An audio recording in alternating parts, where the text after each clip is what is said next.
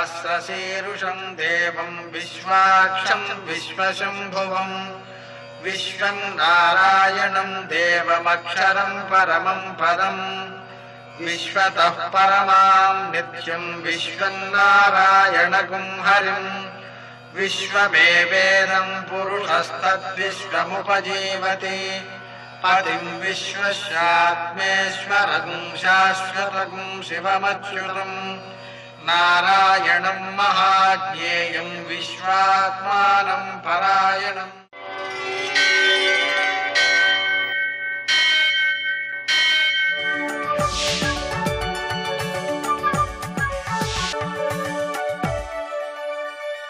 सूर्यशौर्यमथेन्दुरिन्द्रपदवी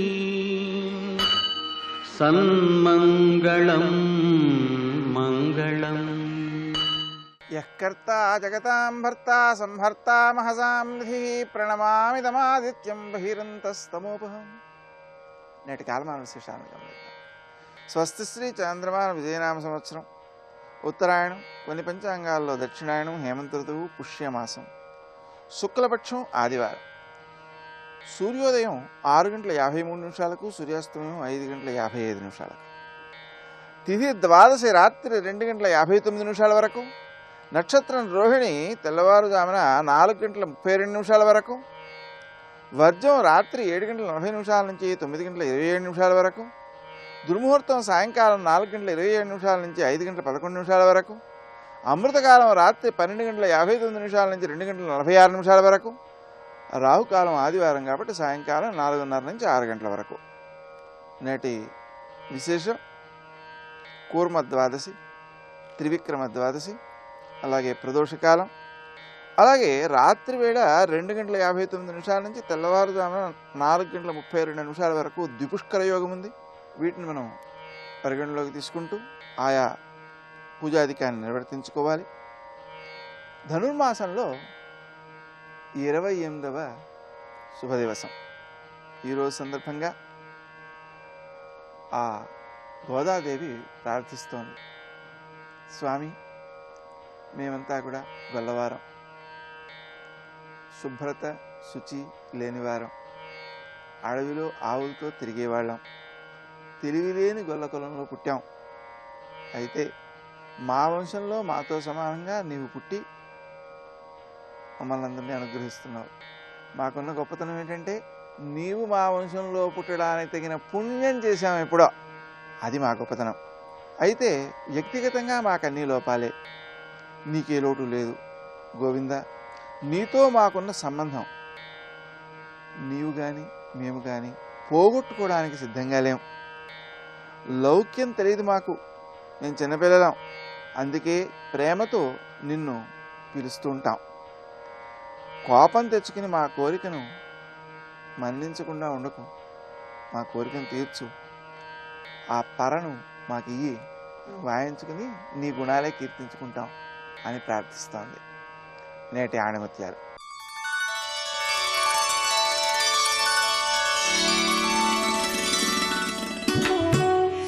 కష్టాన్ని అయినా అనుభవించగల శక్తిని ఇచ్చేవాడు గురువు.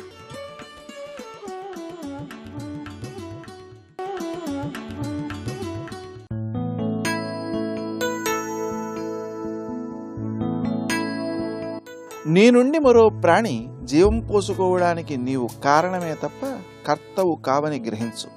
సృష్టికర్త నిన్ను ద్వారంగా ఎంచుకున్నందుకు సంతోషించు.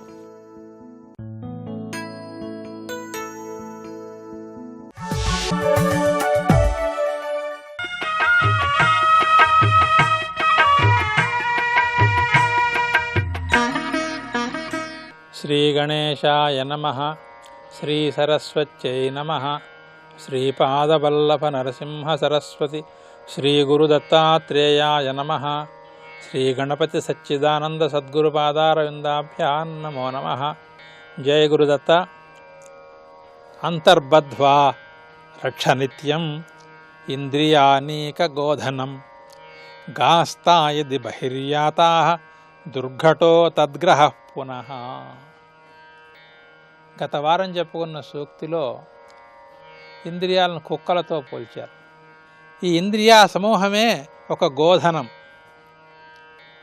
ఇవాళ గోధనాన్ని గోధనంగా మనం భావించడం లేదు, కానీ ఒక 2-3 తరాల వెనకాల దాకా కూడా ఆ పాడి పంట, ఆ పశు సంపదని ప్రధానమైన సంపదగా భావించేవాళ్ళు జనమంతా కూడా జాగ్రత్తగా రక్షించుకునేవాళ్ళు. ఆ దృష్టితో మనం ఆలోచించినప్పుడు ఇంద్రియాలైనటువంటి ఈ పశు సంపదని జాగ్రత్తగా నీ లోపలే కట్టేసుకో, వాటిని జాగ్రత్తగా నిత్యము రక్షించుకుంటూ ఉండు. అలా కాకుండా గాస్తాయది బహిర్యాత, ఆ గోవులు కనుక బయటికి వెళ్ళిపోయినట్లయితే తద్గ్రహ దుర్ఘట, మళ్ళీ వాటిని పట్టుకోవడం చాలా కష్టం అంటున్నారు. ఇక్కడ ఒక శ్లేష కూడా వేశారు, గాహ అనే పదంలో. ఆ శ్లేష గురించి కూడా మనం చెప్పుకుందాం. ఉపనిషత్తులో ఏం చెప్పారంటే పరాంచి ఖాని వ్యతురణ పరాత్మని అన్నాడు. ఇంద్రియాలన్నింటినీ కూడా పరాంగుఖంగా బహిర్ముఖంగా ఉండేట్టుగా చేసి పరమాత్మ మనందరినీ కూడా చాలా హింస పెడుతున్నాడయ్యా అన్నాడు. ఇంద్రియాల యొక్క సామాన్య మానవుడి యొక్క సామాన్యేంద్రియాల యొక్క స్వభావం స్వరూపం ఏంటంటే అవి బయటికి పోవాలి ప్రయత్నిస్తే తప్పితే అంతర్గమనం చేయాలని ప్రయత్నం చేయవు. ఎంతసేపటికి బహిర్ముఖంగా పోవాలని ప్రయత్నం చేస్తాయి. అంచేతనే ఇంద్రియములు అనేటువంటి గోధనాన్ని లోపల కట్టేసుకో అని చెబుతున్నాడు. వాటి స్వభావానికి విరుద్ధంగా నువ్వు కొంచెం కృషి చేయాలి. అలా కాకుండా అవి బయటికి పోతే ఏమవుతుంది, ఇంద్రియములు ఎప్పుడైతే అదుపు తప్పిపోయినాయో గాహ అంటే వాక్కులు, నీ మాట కూడా అదుపు తప్పిపోతుంది. మాట అదుపు తప్పి చెడు మాట 4 జారి బయటికి వస్తే దాన్ని తీసుకోవడం చాలా కష్టం. ఇంద్రియాలు కూడా లోపల ఉండవలసినటువంటి పరమాత్మ చైతన్యం మీద ఏకాగ్రత పెట్టకుండా బయటకు వచ్చేస్తే వాటిని మళ్ళీ లోపలికి తీసుకోవడం కూడా కష్టం. కనుక ఈ గో సంపదను నువ్వు చూసేటప్పుడు నువ్వు చాలా జాగ్రత్తగా ఆలోచించుకోవాలి. ఎందుకు వస్తోంది ఈ గోసంపద బయటికి? గోసంపద ఎప్పుడు కూడా మంచి ఆహారం కోసం కృషి చేస్తుంది. నిజమైనటువంటి ఆత్మానందం అనేటువంటి విపులమైన ఆహారం ఎక్కడుంది అంటే హృదయ కుహరం లోపలే ఉంది, దహరాకాశంలో. నిజంగా గనక నీ ఇంద్రియాల యొక్క సారం మొత్తాన్ని దహరాకాశంలోకి ప్రవేశపెట్టడం చేతైనట్టయితే అవి నిరంతరం కూడా ఆ పొలంలో మేసినట్టుగా ఎన్ని 100 సంవత్సరాలు మేసినా కూడా తరగనంత ఆనంద సంపద అక్కడ ఉంది, సస్య సంపద. కానీ మనం ఏం చేశామంటే మన ఇంట్లో ఉండేటువంటి మొక్కలు తింటం దేనికి అనేటువంటి ఒక స్వార్థ బుద్ధితో దుర్బుద్ధితో ఆ ఇంద్రియాలని బయటికి వెళ్ళి పొలాల్లో కూడా మేయటం అలవాటు చేశాం. ఆ పొలాల్లో ఏమున్నాయి? ముళ్ళ చెట్లు ఉన్నాయి. ఆ ముళ్ళ చెట్ల మధ్యలో ఆకులు ఉన్నాయి. కేవలం ముళ్ళుంటే ఈ ఆవులు పూర్తిగా పోయి ఉండేవి కాదు. ఆ ముళ్ళ మధ్యలో ఆకులు ఉన్నాయి కనుక పోతున్నాయి. అవి తింటున్న కొద్దీ ఈ ముళ్ళు గుచ్చుకుని బాధపడుతున్నాయి. ప్రతి మానవుడు కూడా లౌకికమైనటువంటి ఏ సుఖం అనుభవిస్తున్నాడన్నా సరే దానితో పాటు అనుబంధంగా ఒక దుఃఖం లేనటువంటి సుఖం ప్రపంచంలో లేనే లేదు. ప్రపంచంలో సుఖం అనుకునేది ప్రతిదీ కూడా దుఃఖ సమ్మిశ్రితంగానే ఉంటుంది. ఆకుల మధ్యలో ముళ్ళున్నట్టుగా గుచ్చుకుంటూనే ఉంది ఆ దుఃఖం. అయినా కూడా ఆ కాస్త ఆకుల కోసం ఆశపడి అలాగే దాని మీదే వెంటబడిపోతున్నాయి ఆ ఆవులు. మనం ఇప్పుడు ఏం చేయాలంటే వాటికి నీ ముళ్ళున్నాయి మాటికి ఆ ఆవులకి మనం గుర్తు చేయాలి. అలా గనక గుర్తు చేసినట్టయితే ఆ ముళ్ళ కంచెల్లోకి పోయేటువంటి అలవాటు తప్పుతుంది వాటికి. అప్పుడు నిజమైనటువంటి లోపల సస్య సంపద ఎక్కడుంది అంటే దహరాకాశంలో ఉంది.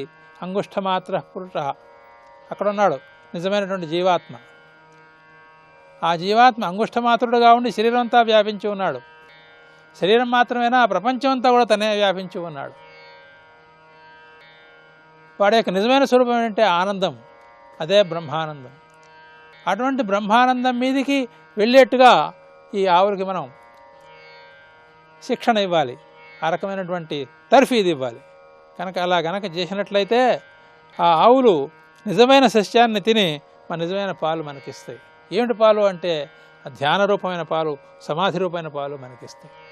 ఆ రకమైనటువంటి ధ్యాన సమాధులు అందడం కోసం ఇంద్రియములు అనేటువంటి గోవులు బయటికి వెళ్లకుండా లోపలే ఉండేటు ప్రయత్నం చేసుకోవాల్సింది. నోటి మాట దాటి చెడు మాట బయటికి రానివ్వద్దు, ఒక్కసారి కూడా ఇంద్రియాన్ని బయటికి పోనివ్వద్దు అని హెచ్చరిక చేస్తోంది ఈ సూక్తి. ఈ హెచ్చరికను మనం స్వీకరించి సాధనలో ముందడుగులు వేద్దాం. జయ గురుదత్త.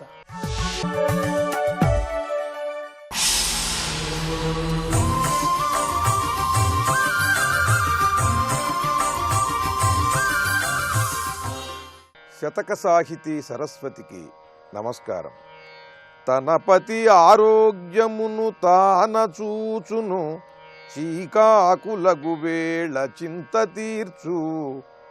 తన మామగారి ఆదరణము పొందును, తన తల్లి ఓలే అత్త గమనించు. సంతానమునకు సత్సంగతులను నేర్పు, పొరుగువారికి ధర్మబోధ చేయు. పర్వదినమ్ముల పనివారలను తన్పు, లేదనకుండ దానాదులసగు. ఇట్టి సాధ్వీమతల్లులే ఇలకు ఊత, ధర్మదేవత 4 పాదాలు నిలువ. సరసదరహాస వైకుంఠపుర నివాస, విహిత జనపోష శ్రీరమా వెంకటేశ. ఓ వెంకటేశ్వర స్వామి, ఈ ప్రపంచ జనులందరూ సుఖశాంతులతో ఉండటానికి నీవు వెనక నుండి అనుగ్రహిస్తూ ఉంటే, ఈ భూమిపైన కనిపించే దేవత రూపంలో ప్రతి గృహిణి కూడా, ప్రతి కుటుంబము సుఖశాంతులతో సాగటానికి తోడ్పడుతున్నదయ్యా. తన పతి ఆరోగ్యమును తాన చూచును, చీకాకులగు వేళ చింత తీర్చు. తన భర్త ఆరోగ్యాన్ని అనుక్షణము కూడా గమనిస్తూ, సంపూర్ణమైన ఆరోగ్యంతో తన భర్త సాగే విధంగా తాను వంట వండటం దగ్గర నుండి, ఏదైనా అనారోగ్యం కలిగితే భర్తకు ఔషధాలు వాడటం దగ్గర వరకు కూడా శ్రద్ధగా నిరంతరము భర్తని గమనిస్తూ ఉంటుంది సాధ్వి అయినటువంటి గృహిణి. చీకాకులగు వేళ చింత తీర్చు. భర్తకి ఏదైనా విషయంలో మనస్సుకు చికాకు కలిగినట్లయితే అది ఏమిటో అడిగి తెలుసుకుని తగినటువంటి సలహానిస్తుంది, ఆ చీకాకు లేకుండా చేస్తుంది. తన మామగారి ఆదరణము పొందును, తన మామగారికి కావలసినటువంటి సౌకర్యములన్నిటినీ కూడా సమకూర్చి ఆయన ఆదరణను ప్రశంసను పొందుతుంది. తన తల్లి ఓలే అత్తను గమనించు. తన తల్లిని ఏ విధంగా అయితే ప్రేమగా చూస్తుందో అదే విధంగా అత్తగారిని కూడా చూసుకుంటుంది. సంతానమునకు సత్సంగతులను నేర్పు. తన సంతానానికి పూర్వ గాథల నుండి మహాపురుషుల గాథలలో ఉన్న అద్భుతమైన విషయాలను, వారి వారి వ్యక్తిత్వాలను ఆ పిల్లలకు బోధ చేసి వారిని తీర్చిదిద్దుతుంది. పొరుగింటి వారికి ధర్మబోధ చేయు. ఏది వారు గనక చేసినట్లయితే వారికి మంచి కలుగుతుందో అటువంటి విషయాలన్నీ వారికి ప్రత్యేకించి ఏదో హితబోధ చేస్తున్నట్లుగా కాకుండా మాట్లాడుతూ మాట్లాడుతూ తన మాటల్లోనే వారికి తెలిసేలా తెలియజేస్తుంది. పర్వదినమ్ముల పనివారలను తన్పు, లేదనకుండ దానాదులసగు. తనకు ఇంటి పనులలో సహాయపడే పనివాళ్లకి పర్వదినాలలో వారికి కావలసినవన్నీ కూడా సమకూరుస్తుంది. లేదనకుండా ఉన్నంతలో వారికి ఏమేమి తాను మంచి చేయగలదో ఆ మంచంతా కూడా పనివారికి చేస్తుంది. ఇట్టి సాధ్వీమతల్లులే ఇలకు నూత, ధర్మదేవత 4 పాదాల నిలువ. ధర్మదేవత 4 పాదాలతో నిలబడాలంటే ఇట్టి సాధులైనటువంటి గృహిణులే ఆధారం ఈ ప్రపంచానికి అని తెలియజేస్తూ, గృహిణుల యొక్క గొప్పదనాన్ని ప్రశంసిస్తూ, ఇటువంటి సాధ్వీమతల్లులు ఈ ప్రపంచంలో ప్రతి ఇంటా కూడా ఉండి ఈ ప్రపంచం సుఖశాంతులతో ఉండేలా తోడ్పడుతున్నారు స్వామి.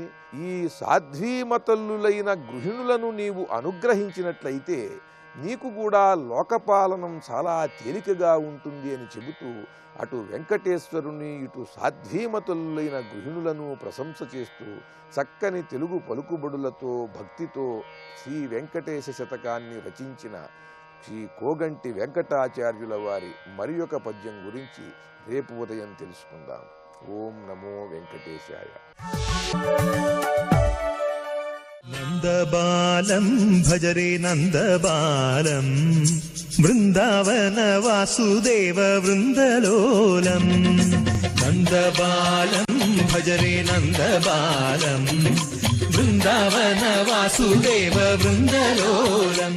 సర్వారిష్టహరం సుఖైకరమణం సాంత్యాస్పదం భక్తిదం స్మృత్యా బ్రహ్మపదప్రదం స్వరసదం ప్రేమాస్పదం శాశ్వతం మేఘశ్యామశరీరమచ్యుతపదం పీతాంబరం సుందరం శ్రీకృష్ణం శరణం వ్రజామి సతతం కాయేన వాచా ధియా.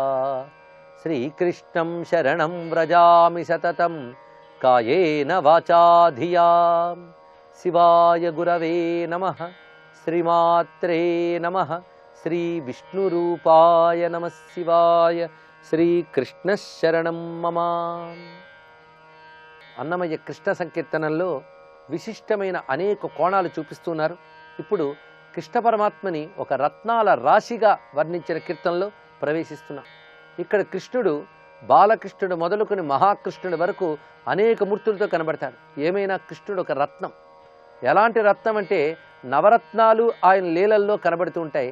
నవరత్నాలను మించిపోయిన నవరత్నమైన, నవ అంటే నూతనము అని, నిత్య నూతన రత్నమైన. సాధారణంగా గ్రహదోషాలు ఉన్నప్పుడు రాళ్ళు వెతుక్కుంటూ ఉంటాం, అంటే రత్నాలు వెతుక్కుంటూ ఉంటాం. ఏ రత్నం పెట్టుకుంటే ఏ గ్రహదోషం తొలగిపోతుందా అని తాపత్రయపడుతూ ఉంటారు. సంతోషమే, అది కూడా శాస్త్రమే, దాన్ని గౌరవించవలసిందే. ఆ గ్రహదోషాలు బాగులేనప్పుడు కొన్ని అరిష్టాలు కలుగుతూ ఉంటే ఆ నక్షత్రములకి తగ్గట్టుగా లేదా గ్రహాలకి తగ్గట్టుగా ఆ భవ్యమైనటువంటి రత్నాలను ధరించి ఆ అరిష్టాల నుంచి బయటపడ్డ వాళ్ళు ఉన్నారు, గ్రహదోషాలు తొలగించుకున్న వారు ఉన్నారు. అయితే వీటి కోసం పాకులాడడమే ఆధ్యాత్మికత కాదు. ఆధ్యాత్మికత అంటే జ్యోతిషాలు జాతకాలు చూపించుకోవడం, రత్నాలు పెట్టుకోవడం, వాస్తులు పరిశీలించడం, ఇది ఆధ్యాత్మికతని చాలామంది అనుకుంటూ ఉంటారు. దీన్ని ఆధ్యాత్మికత అనరు. ఇది సుఖంగా బ్రతకడానికి చేసేటువంటి మరికొన్ని ఉపాయాలు అంతే. అయితే వీటికి ఆధ్యాత్మికత అనుబంధం ఉందా అంటే మనం ముందు చక్కగా ఉంటే తర్వాత సాధనలు చేయడానికి పనికొస్తుందని ఇవన్నీ సమకూర్చుకోవడం. అయితే అసలైన పరమార్థం కోసం జీవితాన్ని మనం వినియోగించాలి. సాధారణంగా వేదాంతము, భక్తి వీటి జోలికి వెళ్లకుండా కేవలం ఇలాంటి వాటి కోసం ఆలోచిస్తూ దీన్ని కూడా ఆధ్యాత్మికత ముడిపెట్టే వారి కోసమే ఇది వివరించడం. అంతేగాని నిష్ప్రయోజనం అని చెప్పడం కాదు. వాటి ప్రయోజనాలు వాటికి ఉంటాయి. అయినప్పటికీ అసలైన రత్నం భగవంతుడు. ఆయన్ని హృదయంలో పెట్టుకుంటే అన్ని గ్రహాలు అనుగ్రహిస్తాయి. అయితే మిగిలిన రత్నాన్ని ధరించవచ్చు కూడదని కాదు, కానీ అసలైన భగవద్రత్నాన్ని హృదయంలో పెట్టుకుని మిగిలిన ఎన్ని రత్నాలను ధరించితే అన్నీ మనకు అనుకూలిస్తాయి. అందుకు గ్రహాలన్నింటినీ ఆరాధించాలి. వాటి పరిష్కారాలకు చెప్పినటువంటి ధాన్యములు, రత్నములు వీటిని కూడా స్వీకరించాలి. అదే సమయంలో ఇవన్నీ భగవత్ స్వరూపములనే భావనతో భక్తి, జ్ఞాన, వైరాగ్యాలు కలిగి ఉండాలి అనేటువంటి దృష్టితో అన్నమయ్య ఇక్కడ కృష్ణ పరమాత్మలోనే నవరత్నాల్ని చూపిస్తున్నారు. ఎందుకంటే ఒకే భగవానుడు వివిధములైన శక్తులతో, గ్రహ నక్షత్రాది రూపములతో, కాల రూపములతో, క్షేత్ర రూపములతో, తీర్థ ధాన్య రత్న రూపములతో అనుగ్రహిస్తూ ఉంటాడు. అందుకే వీటన్నిటినీ భగవచ్ఛక్తిగా చూడాలి. భగవంతుడిని ఆరాధిస్తే గ్రహదోషాలన్నీ కూడా తొలగిపోతాయి. అందుకే మహానుభావుడు త్యాగరాజస్వామి వారే గ్రహబలమేమి సేయు రాముని అనుగ్రహ బలమున్నా అంటారు. ఇక్కడ రాముని అనుగ్రహ బలం ఉంటే గ్రహబలం ఏం చేయగలదు? అందుకు భగవంతుని అనుగ్రహం పొందాలి. ఈ కీర్తన నిజానికి మహిమాన్వితమైన కీర్తన. ఇందులో నవరత్నాలు ప్రకటింపబడి ఉన్నాయి. అన్ని గ్రహములకు అధిపతి అయిన పరమాత్మయే శ్రీకృష్ణుడు. అందుకు ఆయన్నే నవగ్రహ స్వరూపాలుగా చూస్తే అన్ని గ్రహదోషాలు తొలగిస్తాడు. గనకనే నవరత్నాల కృష్ణ కీర్తన ఇది. ముద్దుగారే యశోద ముంగిట ముత్యము వీడు తిద్దరాని మహిమల దేవకీసుతుడు. ప్రారంభంలోనే ఒక రత్నం ఉన్నది, పల్లవిలోనే ఒక రత్నాన్ని చూపిస్తున్నారు. ఆ రత్నం ముత్యం అనబడే రత్నం. ఈ ముత్యం ఎవరయ్యా అంటే కృష్ణుడే ముత్యం. సాధారణంగా ముద్దు కాలిగితే నా ముత్యం, నా రత్నం, నా బంగారం అంటూ ఉంటారు వ్యవహారంలో. అలాగా అన్ని బంగారాలు, అన్ని ముత్యాలు, అన్ని రత్నాలు కూడా కృష్ణుడే అని అన్నమయ్య ఇక్కడ భావన చేస్తున్నారు. ఇతడు ముద్దుగారే ముత్యముట, ముద్దులొలుకుతున్న ముత్యం. ఈ ముత్యం ఎక్కడుందంటే యశోద ముంగిట ముద్దుగారే ముత్యము వీడు. యశోదమ్మ ముంగిట్లో ఆడుకుంటున్నటువంటి ముద్దుగారే ముత్యము కృష్ణ పరమాత్మ. ముందు ముత్యంతో చెప్పడంలో కూడా ఉద్దేశం ఉన్నది. ముత్యము చంద్ర సంబంధమైనటువంటి రత్నం, అది చంద్రుడు మనస్సుకు అధిపతి. అందుకు ముందుగా మనస్సు బాగుంటే మిగిలినవన్నీ బాగుంటాయి. అందుకు మనశ్శాంతి కలిగి భగవంతుడిని ఆరాధించాలి గనక ముందుగా దాన్ని చూపించారు. యశోద ముంగిట ముద్దుగారే ముత్యము వీడు, తిద్దరాని మహిమల దేవకీసుతుడు. తిద్దరాని మహిమలట, స్వామివారికి ఉన్న మహిమలకి తిద్దరాని అని విశేషణాన్ని చూపిస్తున్నారు ఇక్కడ. తిద్దరాని అంటే వంక పెట్టలేని అని అర్థం. సాధారణంగా అలంకారాలు చేసినప్పుడు ఎక్కడైనా లోపం ఉంటే దాన్ని సవరిస్తారు, దిద్ది తీర్చుతారు. అలా దిద్ది తీర్చ అవసరం లేని సంపూర్ణమైనటువంటి పరిపూర్ణమైన మహిమలు కలవాడు ఈ దేవకీసుతుడు. ఇందులో మరొక ప్రత్యేకత ఏమిటంటే మొదట ఇద్దరు తల్లుల్ని ప్రస్తావన చేశాడు. యశోద ముంగిట ముత్యము అంటూనే దేవకీసుతుడు అని కూడా చూపించారు. ఈ విధంగా దేవకీ యశోదల తనయుడు అనే భావం పల్లవిలో చక్కగా ఇమిడ్చి చూపిస్తూ ఇంకా చరణాల్లో రత్నాలను వెతుక్కుందాం. అంతనింత గొల్లెతల అరచేతి మాణికము, పంతమాడే కంసుని పాలి వజ్రము, కాంతుల మూడు లోకాల గరుడ పచ్చ పూస, చెంతల మాలోనున్న చిన్ని కృష్ణుడు. అంతనింత గొల్లెతల అరచేతి మాణికము. అంతనింత అంటే అక్కడ ఇక్కడ సంచరిస్తున్న ఆ గొల్లెతలకు అంటే స్వామిని వెతుక్కుంటూ అటు ఇటు తిరుగుతున్న ఆ గోపకాంతల పాలిట అరచేతి మాణికము. అరచేతి అంటే అందుబాటులో అని అర్థం. గోపకాంతలకు ఆయన సులభంగా లభించాడు. భక్తికి సులభుడని చెప్పడానికి అమాయకమైన గోపకాంతను అనుగ్రహించిన వైనాన్ని ఇక్కడ గొల్లెతల అరచేతి మాణికము, అరచేతిలో మాణికముగా దొరికాడు. మాణిక్యము అంటే ఇక్కడ కెంపు అనబడే రత్నం చెప్పబడుతున్నది. పంతమాడే కంసుని పాలి వజ్రము.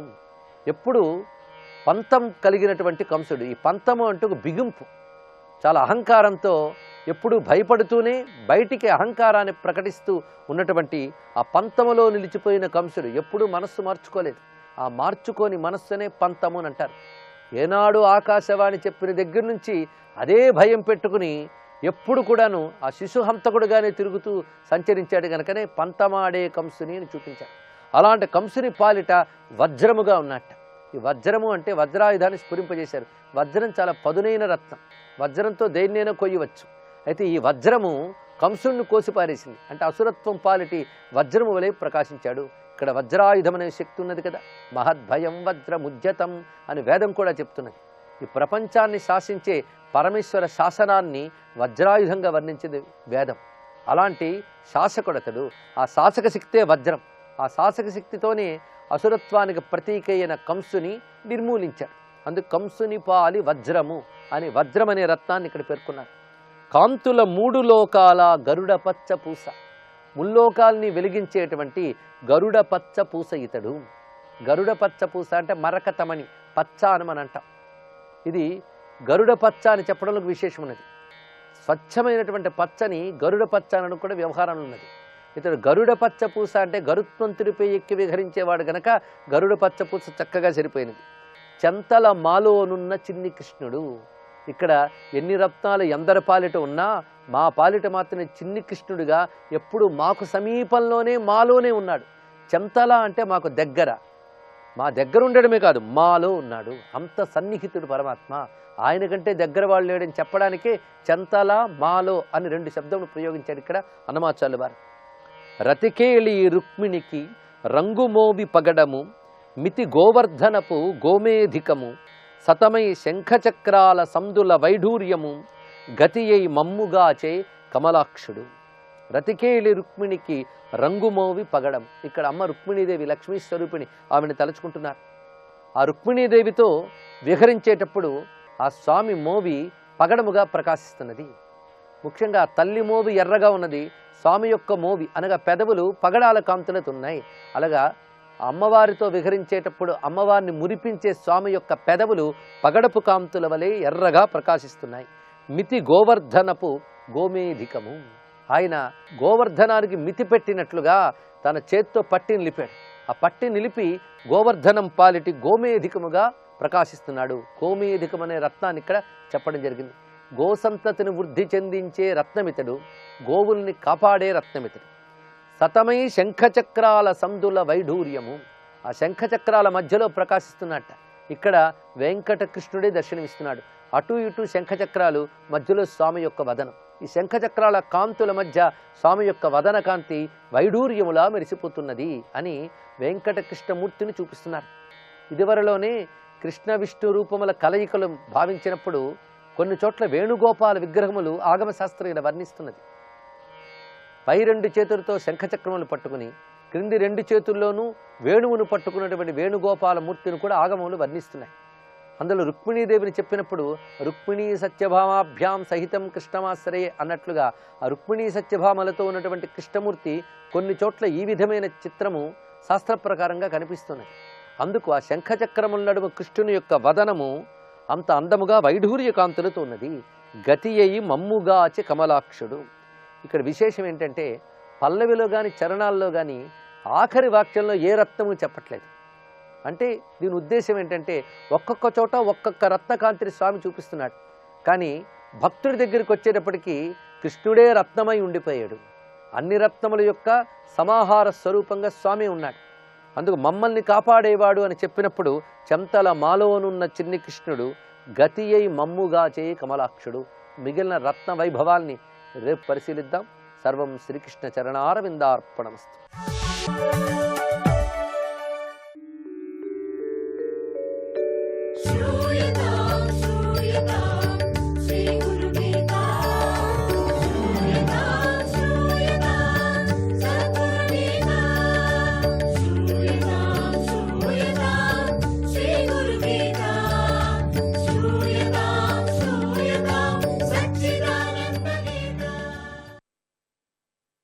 శ్రీ గురుదత్త, శివుడు కోపంగా నా మాటే కాదంటున్నావు కాబట్టి నేను నిన్ను వదలను, నేను ఇంకా ఎక్కువ నీకు పరీక్షిస్తాను, చూస్తూనే ఉంటానని అక్కడి నుండి వెళ్ళి శ్రీహరి దగ్గర ప్రత్యక్షమయ్యాడు.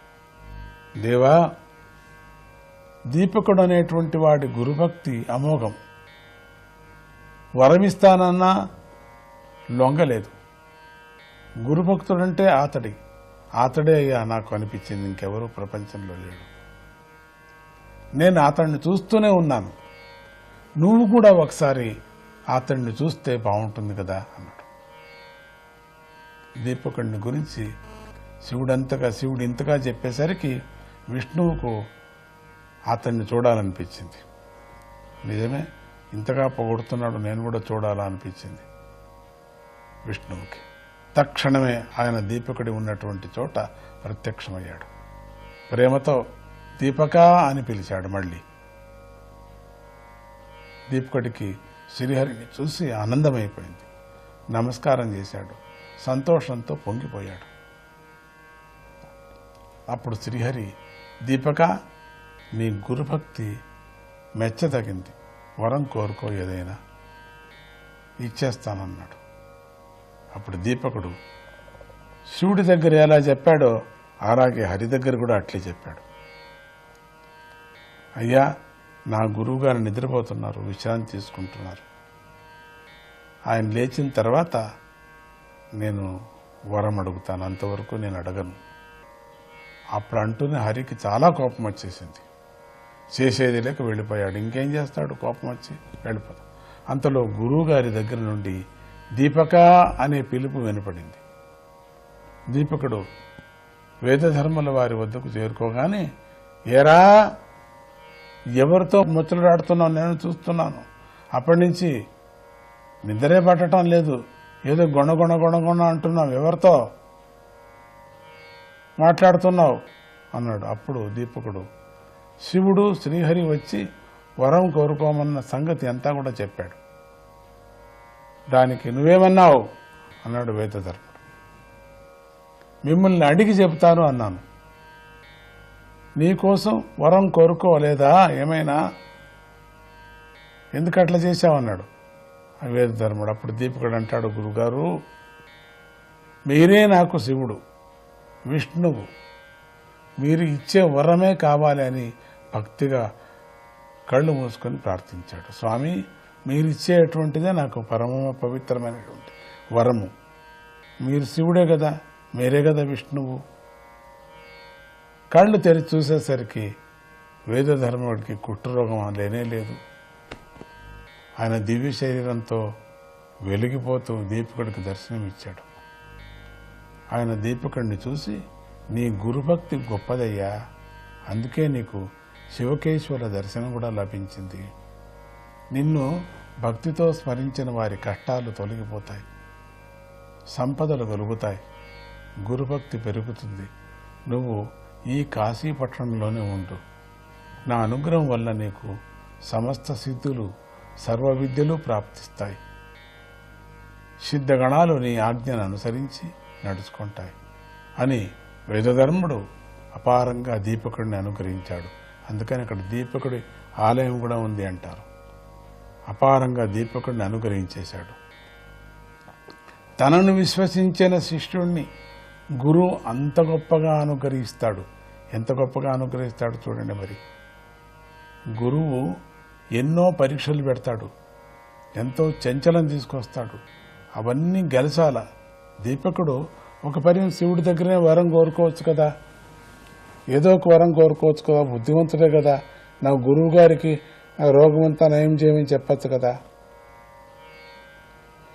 లేక విష్ణు వచ్చినప్పుడైనా అడగచ్చు కదా, పోనీ మా గురువు గారికి రోగం నయం చేయమని చెప్పేసి. అది చెప్పలేదు, అది కూడా అడగలే.